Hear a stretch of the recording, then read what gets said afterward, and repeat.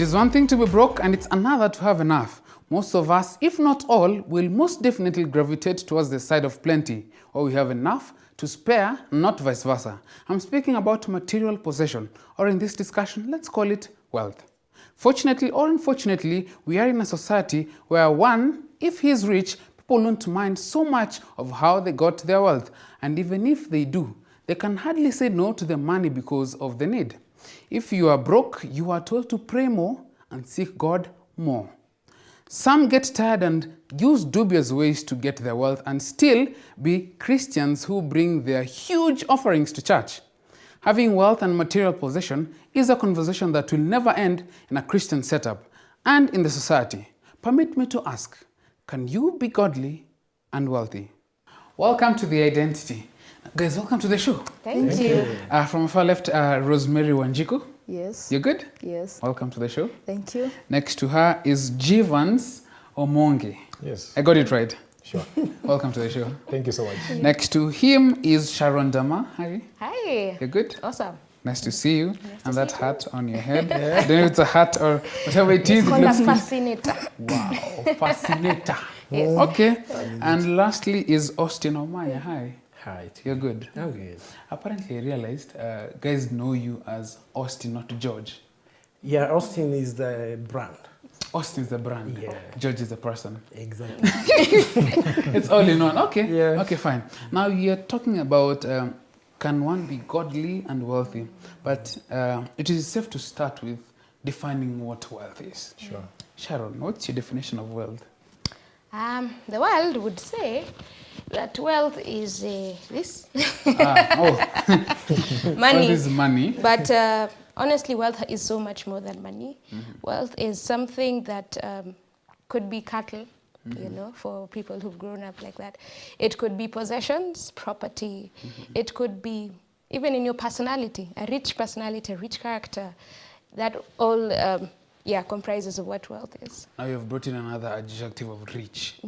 Rosemary, what's your definition of wealth and probably rich, or rather richness? For wealth, I would say like Sharon, that it's the whole sum of who you are. You know that old saying that says that health is wealth. Health is wealth. Remember that one. So it is more than having money. But when you talk about rich, maybe you can talk the aspect of accumulation of money. Yeah. Okay. Those are two interesting perspectives. Sure. Jivans, what do you take? My take for wealth, as my sister says, it is an abundance of possessions, or rather money, as we commonly used to it. You can also say it is a plentiful supply of a particular desirable thing. Plentiful supply of a particular desirable thing. Okay. Yeah, okay. and see, wealth, as we know, it might come in three aspects. Yeah, we could have financial security, there could be peace of mind, and we could also say that if you're just okay and comfortable, and that state of being content, that's also wealth. Now, let me ask Austin. Yeah.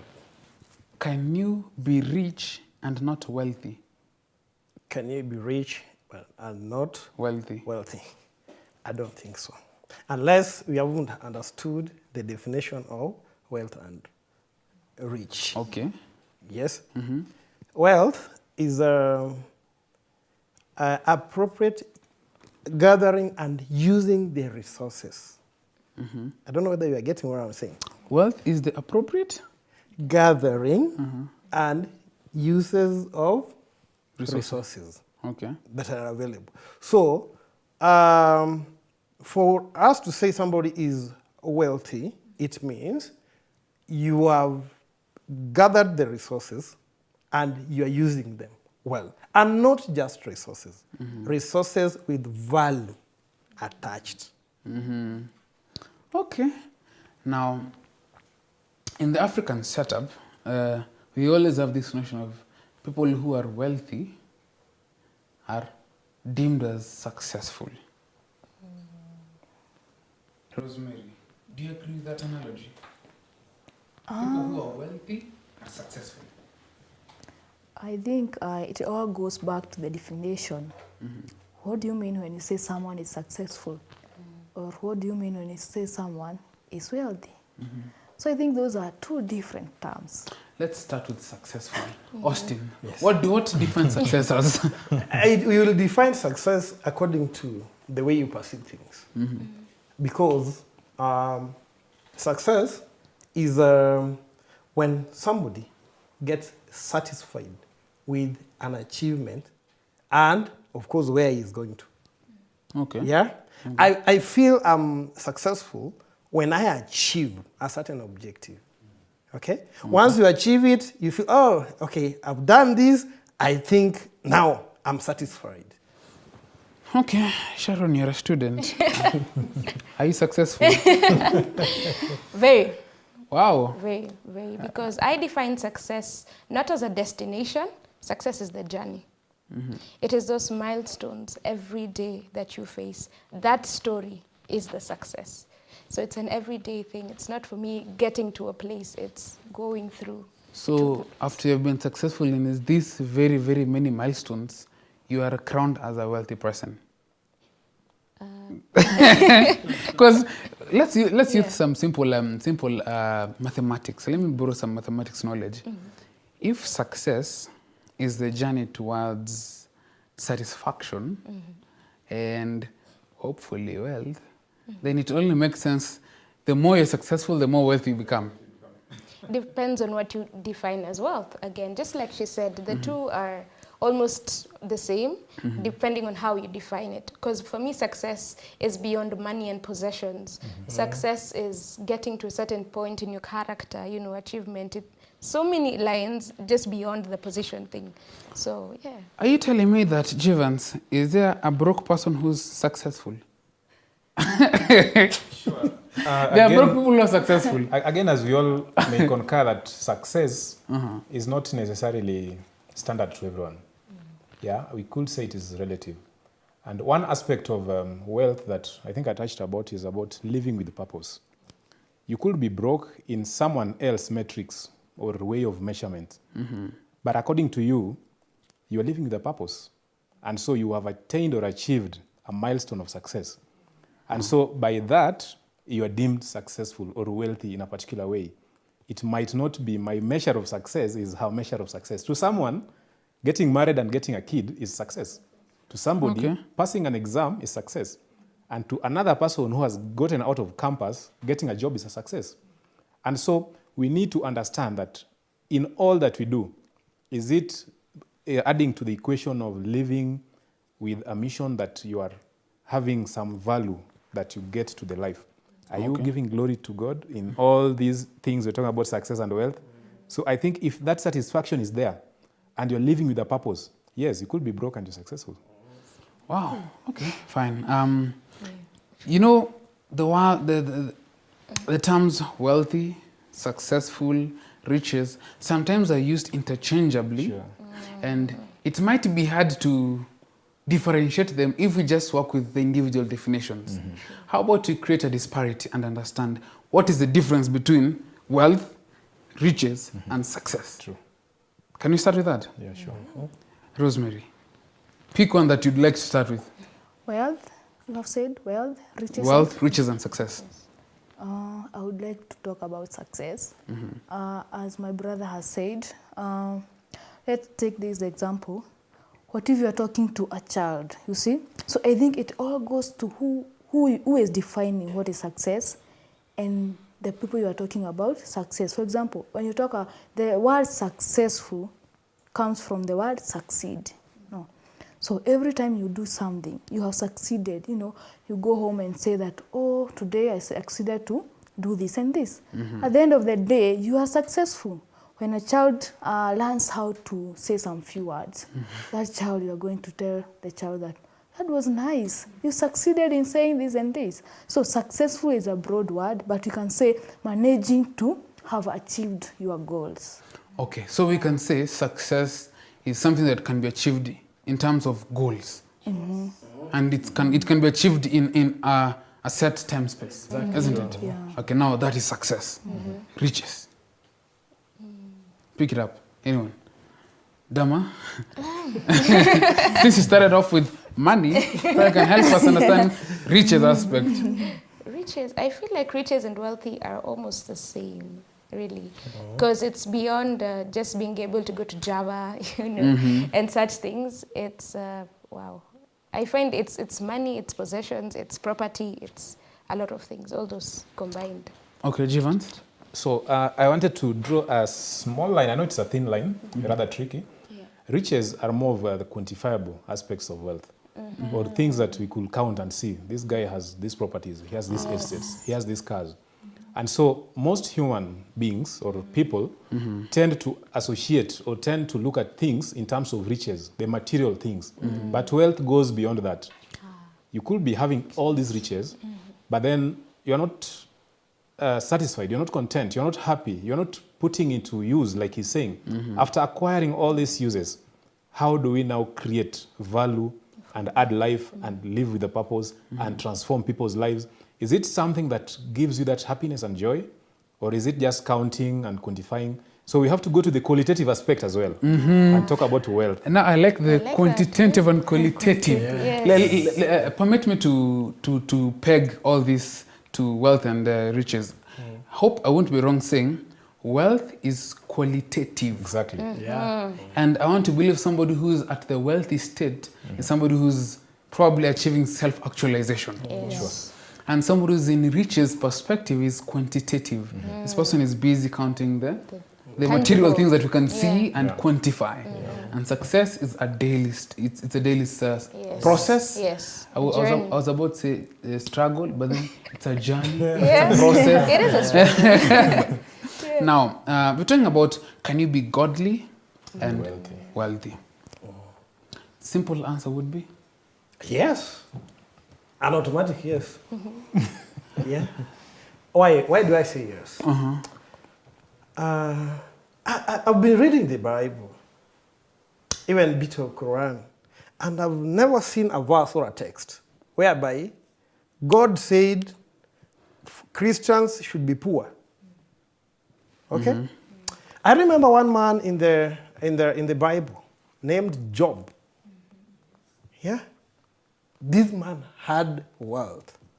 He was rich enough. And again, when God took away whatever little, or whatever he had in possession, he never walked away from God. Which means the attachment, we shall come to that, the attachment of the wealth and God. Yes? There was a balance there. So, God gave him, paid him back. So, I think it is okay to be a wealthy Christian. You know, let me give an analogy about Job, which I like, and I like using sometimes, is that Job was like a current day CEO because he had over 300 employees. Over 300 employees.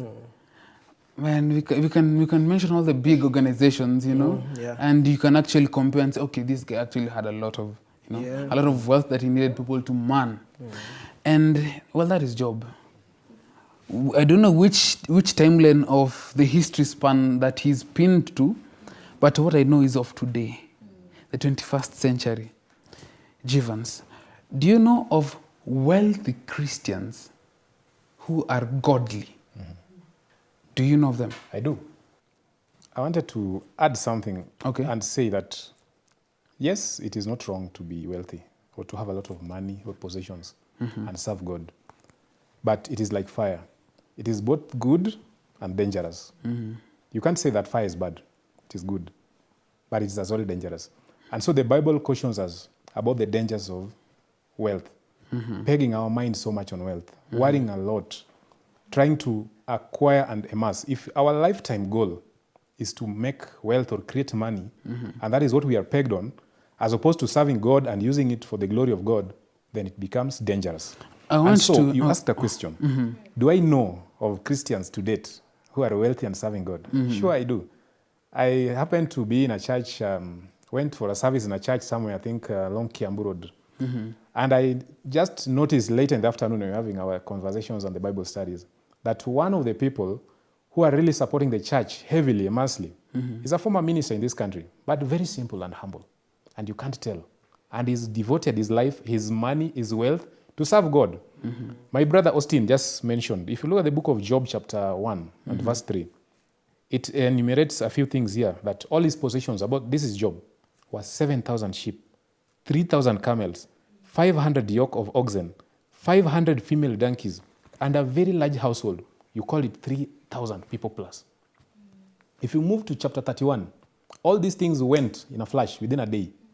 But this did not take his mind away from serving God. His service to God, his wealth was pegged onto serving God. Abraham, for instance, was one of the wealthiest persons. And again, Abraham served God diligently. Like my friend, going back to my friend, they want to build up a health facility or a church. You know why our churches don't prosper to date? Because we are so much attached to our wealth. We are so much attached to the material possessions as opposed to making them to be as a form of worship. You see, God, we are told all the world, all the wealth of the earth, everything belongs to him. Yeah? And he tells us again in Deuteronomy 8:18 that he has given us that we need to remember him, but remember the Lord. For he has given you the power to create wealth. And he will make his covenant sure as he swore to your forefathers. So again, it is tied into service. If it is for the service of humanity and God, it is good and it is okay. Now, I think we have all heard this, and I want to bring you in, Sharon, and ask you if you think it's right. God made man. Man made money. Money made man mad. Do you agree with this analogy? Oh, very true. Like completely, really. There's a book I like. It's called Testimonies to the Church, and it talks about the two crowns. Yeah. So this is an analogy of the Christian world and what two classes of people are striving for. So one were really moving towards this really shiny crown, and it said honor, wealth, fame, and everyone is running to it. And even the aged, were running to it. This is someone relating a vision. So it was like so many of us are actually running towards this thing. Sick, old, aged men, but still running towards that particular crown. And then there's the other crown for eternal life and all these other things. And it's very sad how we have made our lives so much about money. We even forget our own family members at home. You'll hear the appeals 1,001 times, but it's crazy. And people are willing to go to 1,001 extents just to get this money. And we're really losing it as people. Yeah, when it comes to it. Wow. Austin, what's your take about it? I love money. You love money? I love money. Wow. And you know what? Okay. Money is power. Okay. If you get money, you can do a lot of things. Just what Jivans was saying. God had a reason why he created wealth. Why do you think there are fish in the lake? He gave us animals. God had a very clear objective that if we properly use these resources, we can make our lives comfortable and the lives of others very comfortable. You see? But again, you see, the major objective of everything, besieging wealth is you are using this wealth to serve who? Yeah? Because if I use my wealth, it is me, my family, and it ends there. God looks at me, and heaven is far from me. Yeah? Okay. Yeah, because they are not doing the right thing. So I think I agree with her that wealth is good, but again, is bad on the other side. Let me give you something. A small research. Did you know that 15% of Jesus' preachings were about money? And do you know that money has been mentioned 2,333 times in the Bible? More than salvation, more than love, and other things. Okay. Yes? And did you know that out of the 39 parables Jesus used, yes, 11 of them were about money. And the main reason why Jesus was bringing money was one thing. You see, money can really take us away from God. Wealth can take us away from God completely. Yes? But if I harness my wealth and I just know I'm just a caretaker, yes? Okay, God has allowed me the grace of having bunch of possession, okay? I'm just a caretaker. We shall be very humble and we shall make the world a better place. And all of us will go to heaven. You know, listening to what you're saying, there are some questions which are popping in my mind, and as we go to a break, I'm left to wonder. I mean, we have painted wealth and riches to be not evil. It's just a tool. It's nice. But then also, I'd want to flip the coin and ask again, why then have we demonized possession? We'll be discussing more about this after the break.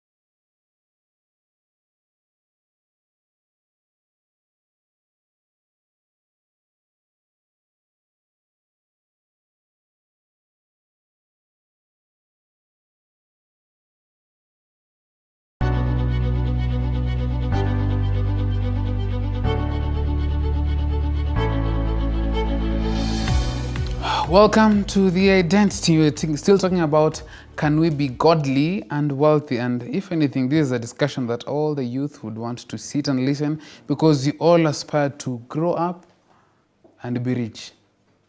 If you don't have that aspiration of being rich, I don't know what you're doing. Like, your parents pay school fees so that you can do what? You can be able to obtain these possessions so they can be somebody useful, in a sense, telling you to be rich. Oh well, now we left it off at the part where we have demonized money, and I'd like to throw it to you, Jivans. Why do you think you've demonized obtaining earthly possessions? I believe that the reason why we have demonized earthly possessions is as a result of how people have used the wealth that God has given us. Okay. If you look at how the human psychology works, where your heart is, where your wealth is, your treasure is. We're told that in the Bible. That is also where your heart is. And Christ himself gives a caution. When we started, I said that money is like fire. It is both good and dangerous. If not put into proper use, then it could turn out to be a curse. And so let us look at the Bible, because we are students of the Bible. We are Christians. And so we're looking it into the context of Christianity. What does God say about money? If you look at Matthew chapter 6, the verses 24, it says that no one can serve two masters, for either he will hate the one and love the other, or else he will be loyal to the one and despise the other. You cannot serve God and mammon, which means money. And if you look at the whole of that synopsis, 25 till 31, you'll realize that it talks about worry. Jesus knew very well that we will require clothing, we will require some habitation, we will require food, we will require to move around. And money is good, like my brother is saying. It makes the world go round. Yeah, the world, even here, we are here because of money has moved us from point A to point B. You need to put on oil, you need to eat something. But Christ knows that all our imaginations and thoughts and everything we think about should not only center on money. Because again, if we do that, it takes our mind away from money. And so it brings the question of content. Are you contented or content with what you have, the little that you have?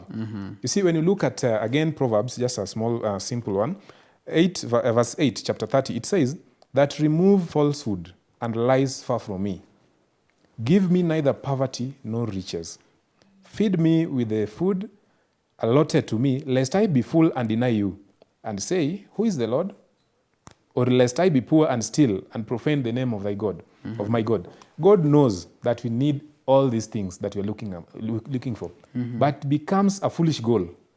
That your goal, end life, your goal, ultimate goal, is to look for riches. Where is it leading you? Is it something that it is the only thing? And see, now it will take your focus from serving God. Christ should be the center of it all. Yeah, you Okay. see? Yeah, so money is not bad. But the world, we have demonized it because on how we do it. In James, we are told that the dangers of money, we oppress the law in the society. Because we've made riches, we've made money. Jeremiah warns us about it, and Isaiah, that after making all that money of yours, please serve God and have respect for these other people. Okay. Now, this is the identity. It's a youthful show. just to remind you that we have youthful issues and youthful perspective about money. Yes. Sharon Dama. Yeah. From your experience and interaction with your friends, how do we interact, rather, how do we perceive money? How do you perceive money? Rather wealth or material possessions. Okay, so money is many things. Money is so important. Money is everyone's goal in life. And people are so into wanting money. That's why many young people today are in debt. You know, if it's not Tala, it's M-Shwari, it's all these things. Because we really are fixing our eyes upon the temporal things that please us a lot rather than the eternal. In fact, for most young people, our aims are just about the riches more than the wealth perspective of things. And so everyone wants it because, you know, you look good, you're famous, it makes you get the things that you want. Rosemary, are you going to blame a young guy who's of that mind that they need to obtain these things? Because in one or the other, why on earth did your parent take you to school? You know? So are you going to blame a young guy who's going to subscribe to that kind of notion that they have to get money? No, I would say that money is not a bad thing. It is, but you have to draw a line, yeah? Because if you read the book of James, I would like to read the first verse, James 5, verse 1. If a Christian hears this, you know, it says, now listen, you rich people, weep and wail because of the misery that is coming upon you. You know, when you read that and you say, then it contains to say that your wealth has rotted, and moths have eaten your clothes. Your gold and silver are corroded. Their corrosion will testify against you and eat your flesh like fire. So someone who reads the Bible will read that quote and say, no.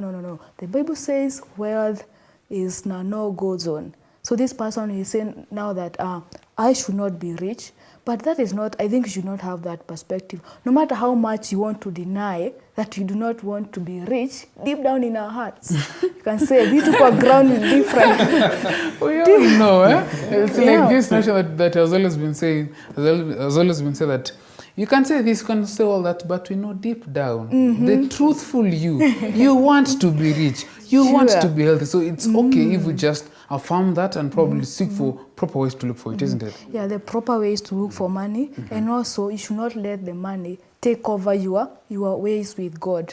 For example, there are ways you can know whether the money is leading you to the wrong direction. For example, you have talked about the story of Job. You know, when the wealth of Job was all gone, he did not cry and say, you know, this was what I was waiting, this was my everything. You know, he said what? It is God who gives and he takes away. You see? Okay. Yeah. Okay. Now, I'd like to bring you in, Austin. You see, it's okay, you can be godly and wealthy, but then we are in a society where we, in a way, have idolized the wealth in society. That in one or the other, as a young guy, I would rather I'd rather do all that I can to be wealthy, because if I get there, you'll still grant me the respect.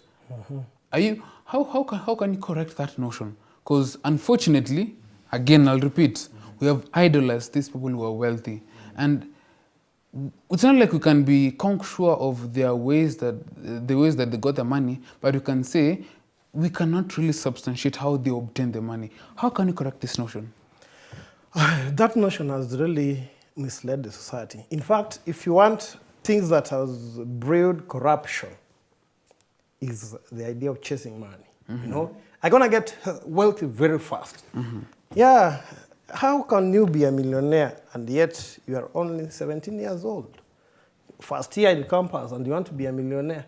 You want to drive the biggest car in town. You know, the moment you stop or you start chasing money, things will be different in your life.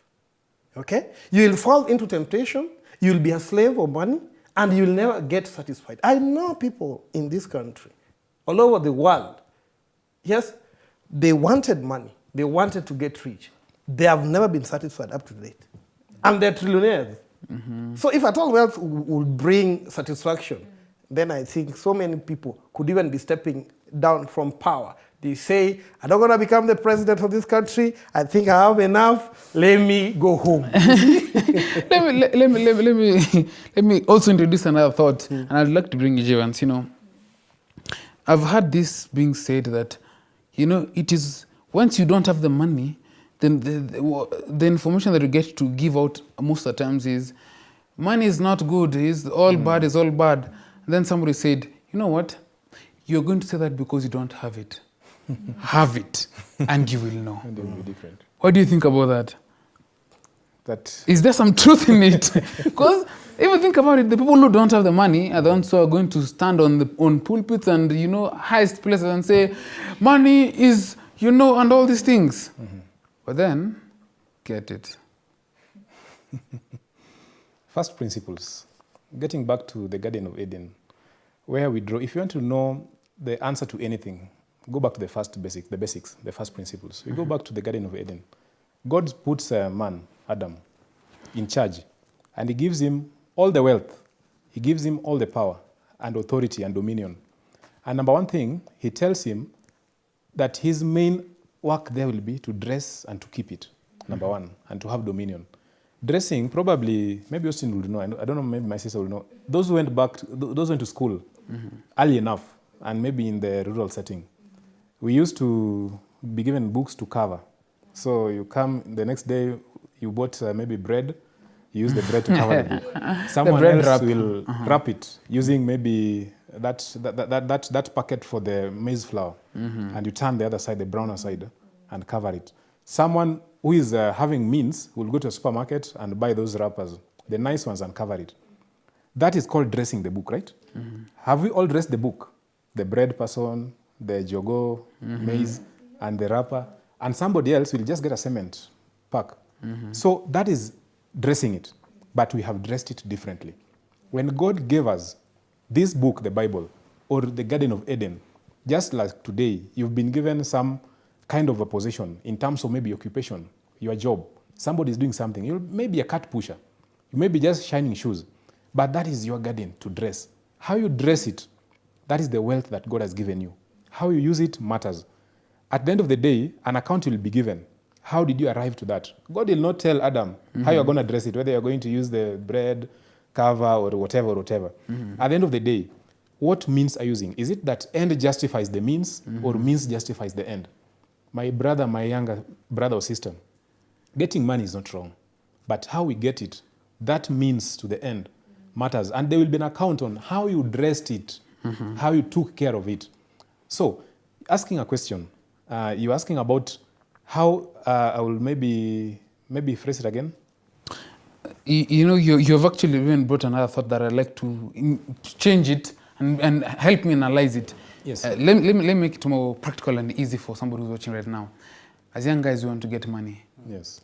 Now. Yes. And it's not bad. Because anyway, my parents will... Why on earth did she suffer for me to do all these things and then tarmac?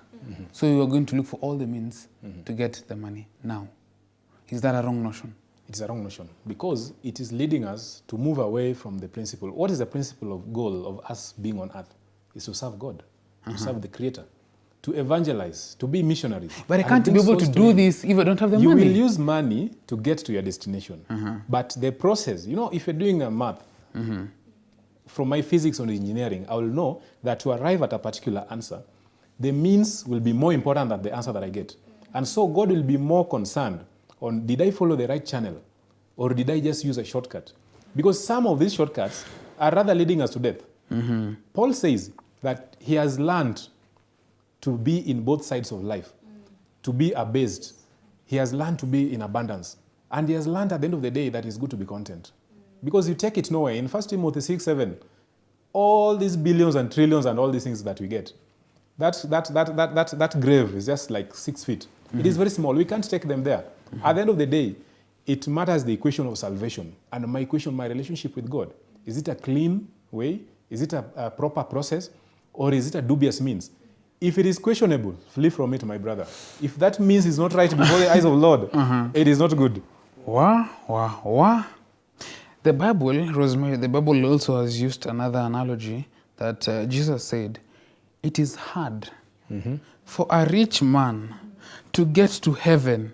In fact, that analogy is compared to like a camel going through the eye of the needle. So it looks like it's easy to be broke. It is easy to be content with the little you have. There's no need for you to be ambitious about greater things. Is that a safe haven for any Christian? I don't think so. Actually, when the Bible says that it is easier for a camel to go through the needle. But we all know it will never. It will never pass through there. So if with the fact that it will never contrast being rich, so it will be hard for you to get to heaven. Yeah, if you take that, but it's all about, as you have said, what money makes you, what money makes you do, you know. So we started by saying that you should not let money take over your Christianity. And one thing to know that money is taking over your Christianity is when you are, your whole life is all about your money. You know, if God takes your money out, that is the end of your Christianity. We should be like Job. Job, when God takes everything, he says he giveth and takes away. So if money, if you are not clinching so much to the money, I think we are on the safe side. Sharon, does money change people? Yes. It does. What it evokes in you, okay? Many times rather, people like to say that money is the root of all evil, but that is really wrong, because the text says the love of money is the root of all evil. So it is that which it evokes in us. And that's why sometimes a friend of mine will like to say sometimes there's a reason why God keeps some of us broke, because he knows that if I give this one, you know, it would be something else. So it's that which it evokes in us. But when God knows I can trust you with this, then he gives it to you as an entrusted possession. And you will not change in that case, because the God inside of you is an unchanging God. I want to also present another analogy that I think, in one or the other, agrees with what you've said. I'd like to say this. Money does not really change people, but it just magnifies who you are. If you're an ugly person from within, money is just like a microscope. So you're ugly. It actually brings a true picture. The only thing that it changes is that you look lighter. Yeah, you see, like if you are Austin. But anyway, now I'd like us to marry. I'd like us to marry and more of present a concrete discussion as we come to the end. As a young guy, and as a young guy, God has blessed me. Now I have something little that I can be able to do, and I want to grow. I want to be ambitious and do all these things. How can I draw that balance and still serve God, and is it gain the worldly possession, Austin? Whenever you are praying to get money, whenever you are praying, ask God to give you a revelation of your purpose, your true purpose. Because I can only get money, God can only give me the wealth in a good way if that wealth will help me to fulfill my purpose. Very important. So for you to strike a balance, because I know several young people who are very active in the church, but apparently when they got employed, and they bought those 2 weeks and then they graduated, they are no longer there. In the afternoon, you can't find them in church. Yeah, they are going for rides, they are going for meetings, and such wealth will just be for a season. Yes, because it doesn't have the backup of the Creator. So, anytime you are praying, you want God to help you get wealth. Yes? Ask Him to give you the one that can help you fulfill your purpose. Can one suffer in quest of getting money and lose himself? Before you jump and start telling me why lose, why gain the whole lot and lose everything, but then let's put it into the current Christian setting. Can one suffer in quest of seeking wealth? Yeah. Mary? Yeah, of course you have to suffer. We have so many examples of people, sorry for those who do betting. I'm nothing against you guys. But we have had issues with people who are committing suicide because they took all their school fees there because they wanted to multiply The school thirst of fees. money was overweighing. They wanted to increase their school fees, but in the process, they lost the school fees, they were desperate, and they killed themselves. So I think when God, there's a verse in the book of Proverbs that says that wealth gained in the wrong ways, just to paraphrase, is vanity. It does not sustain. God has given us a very simple way of getting wealth. It is working hard. He has given us our hands and all the brains and all those things that we can use to get money instead of rushing to the money that you have not worked for. Yeah. We're coming to a close, and I'd like to give everyone an opportunity to give their last thoughts, starting with you, Sharon. In the whole picture of trying to tell me as a young person that it is okay to be wealthy, but then we have to draw standards onto which and on how we're going to approach and probably even shape our attitudes towards being wealthy and still being godly. Sharon. First of all, that the question in itself ought not to be, because if you are godly, you are wealthy, because God is everything that you'd ever need in this life. Then secondly, Matthew chapter 6 verse 33 says, seek ye first the kingdom of God, and all these things shall be added unto you. So if you seek Christ, that money just comes, honestly. And then at the end of it all, it comes down to, what is it that God wants for me? I like what he said about purpose. And when you know what your purpose is, you have a God-given vision. He provides money as a means to make that come true for your life. Oh, thank you. Mary, your last thoughts? Okay, God has given us money. There's a writer who says that money in the hands of God's people is food for the hungry, and even for mission work. So if you want to acquire money, there's nothing wrong with it. Just use the money. God created, I can say it's like a flow, a flow of resources. You get the money, you help those who don't have, and the flow continues. But when you want to hold that money to yourself, just want to accumulate a lot of wealth, you're not doing anything with it. Solomon said that he has seen an evil on the earth, that you accumulate wealth, you die poor, someone who is irresponsible, comes and misuses the money, So I think it's all about getting wealth. Get wealth is good, but use it in the right way to glorify God and to help those who are in need. Amen. Jevans. My closing thoughts is that my fellow young person, because I'm young. I don't know why you are laughing, but it's okay. Continue. I would like to tell you that do not kill yourself in the pursuit of wealth. God really knows that you need to eat, you need to survive, you need to take care of yourself. But again, it is not an excuse for sitting lazy and not working hard, because it is not it's not in the nature of God. It is not the character of God to come and do for you that which you ought to do with yourself. Because prayer will not replace hard work, and work or duty will not replace prayer. So God has given us the right mindset. God has given us the wisdom, the skills, and the strategies. All we need to pray is for the provisions, that he makes those provisions. And in fact, he's already made them. It is only a revelation that Austin talks about. Know your purpose. Are you living a purposeful living or life? And this money or this wealth or whatever success, whichever way you define it, in what kind of ambition are you looking it for? If you're praying for that car, that good job, that good family, is it to the glory of God, or is it for self-glory? If your only interest is to get rich for self-gratification and immediate gratification, let us also learn to be patient. Because we've learned a lot of us young guys go into depression because you want to make something that someone has made in 40, 50 years, you want to acquire it in 5 years, 3 years after campus. Or sometimes we don't even want to complete school because you understand so and so didn't go to school or stopped school midway. So God is a God of order. And that is why he had to make the water bodies to put the life into them. He had to give us the earth, the vegetation, and the foods. Then he brings manna and everything. So let us be systematic and deliberate in our pursuit for money, and let it be to the glory of the name of God. Wow. Otherwise, anything besides that is a foolish pursuit.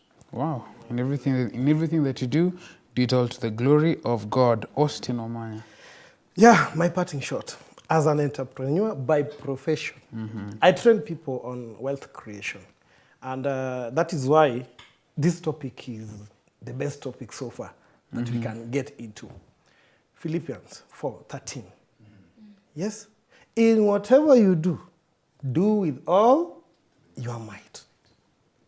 You see, we always want things that are always on silver platter. You know, you want to create wealth, but you don't want to go outside there to work.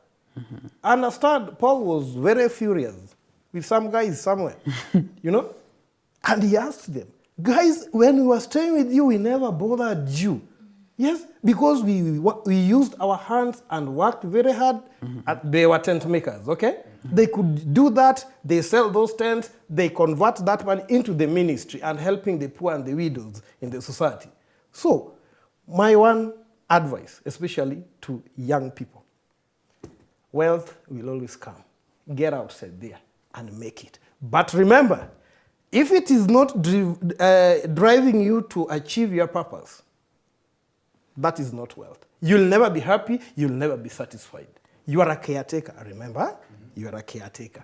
So, God is the creator of wealth. He has given us those wealth. If we utilize them well, I'm telling you, we are going to create a big change and a big impact positively that can even lead people, a mass of people, to heaven. Amen. Amen. Wow. One thing that we can close in is by saying, yes, you can be godly and wealthy. There's no sin in being wealthy, none at all. But then we should also be able to identify our gifts. I remember of a person who said, the people have different gifts. Some are gifted in making money. You know, like there's somebody who has the gifts of commanding money, or rather he has the skill of making money. So let us identify our gifts. Let's not kill ourselves in trying to make money, yet you could be gifted in making opportunities. And another thing is, just to end up in what we're saying, most of us young guys have the rush, and that is why we end in big mistakes. And the lesson that we can learn from this conversation is that patience is key. By the time we get that wealth which God desires us to get, if it's by age 50 or 25, we will appreciate the means. And through that, that's when we can best say, this is not mine, but it's yours, God. And once He's in it, for free, He will multiply it for His glory. Thank you for watching The Identity. Till next time, be blessed.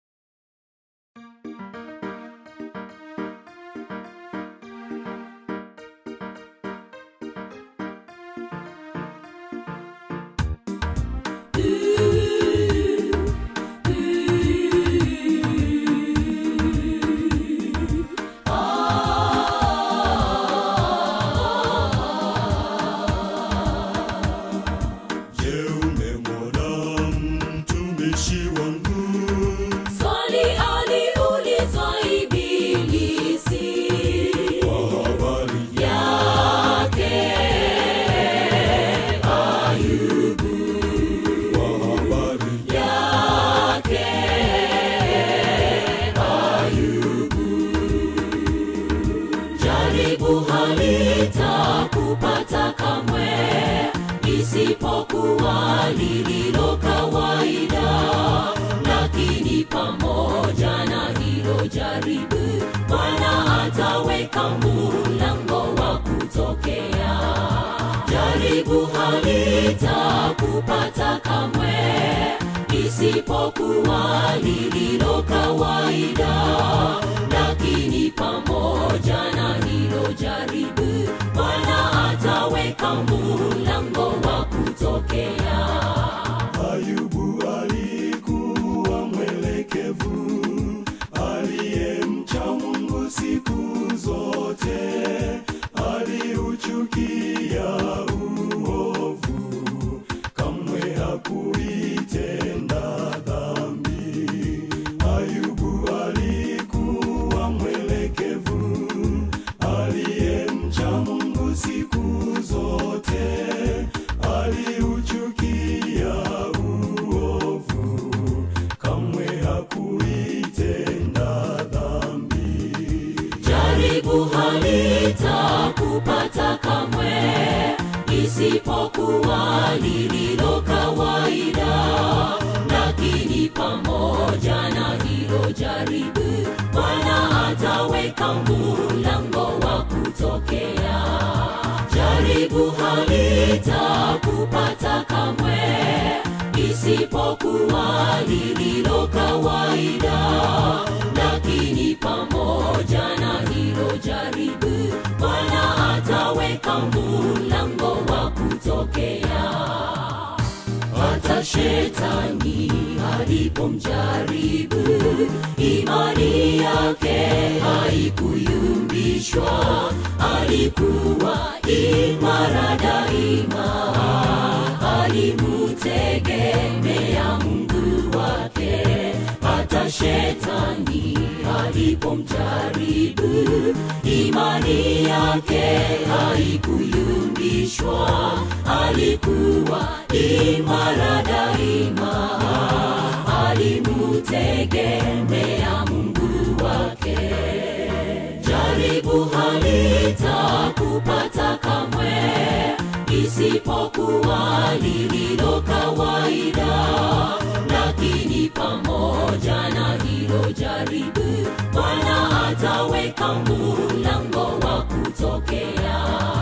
Jaribu halitakupata kamwe, isipokuwa lililo kawaida.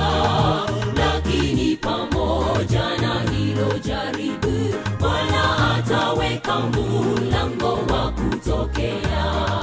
Tunajifunza nini kwake Ayubu maishani tunapojaribiwa? Tumtegemeeni Mwokozi, tumtegemeeni Mwokozi. Jaribu halitakupata kamwe, isipokuwa lililo kawaida.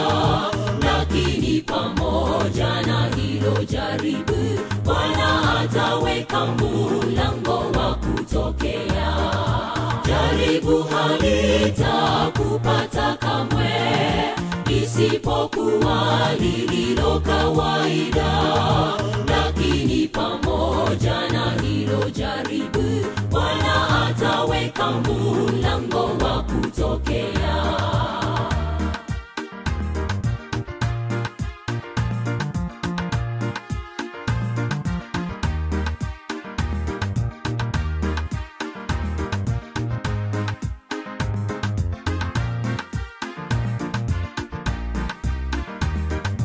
Jaribu halitakupata kamwe, isipokuwa lililo kawaida. Lakini pamoja na hilo jaribu, Bwana ataweka mlango wa kutokea. Jaribu halitakupata kamwe, isipokuwa lililo kawaida. Lakini pamoja na hilo hilo jaribu, Bwana ataweka mlango wa kutokea. Jaribu halitakupata kamwe, isipokuwa lililo kawaida, lakini pamoja na hilo jaribu